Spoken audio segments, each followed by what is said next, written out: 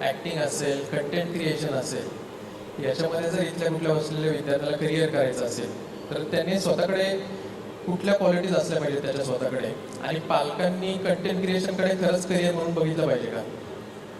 हो, माझा आवाज येतोय? आणि चेहरा एवढा गंभीर नका करू, एवढा गंभीर चेहरा केला की ते आता टेन्शन आलं याला.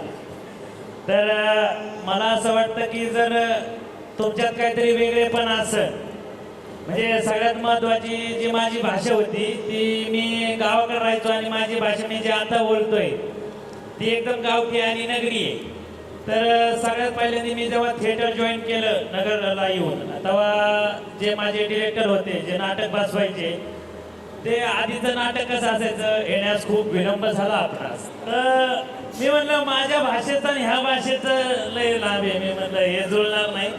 तर डिरेक्टरला म्हणलं सर मी माझी भाषा बदलू का? तर ते म्हणले तुझी भाषा सगळ्यात जादा वेगळी आहे, तीच तुला नाव देईन, आणि त्याच भाषेने मला एवढं मोठं केलं. तर तुमच्याकडं जी गोष्ट वेगळी आहे त्याच्यावर फोकस करा, आणि करिअर खूप भारी आहे या गोष्टीमध्ये, आणि आता सध्या ते जास्त फोकसला आहे. आता मला नाही वाटत समोर एखादा बसलाय त्याच्याकडे इंस्टाग्राम, यूट्यूब नसेल, आणि खूप सोप्या गोष्टी झाल्यात.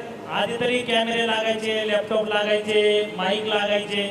आता तुम्ही फक्त एका मोबाईल घेऊन सुरू करू शकता, आणि तुमच्यात खूप वेगळ्या वेगळ्या गोष्टी असतात. आपण घरचे म्हणतात की आमचा मुलगा खूप वेड्याने करतो, तेच वेड्यावानी सोशल मीडियाला टाकून द्या, बघा त्याचा फायदा होईल तुम्हाला.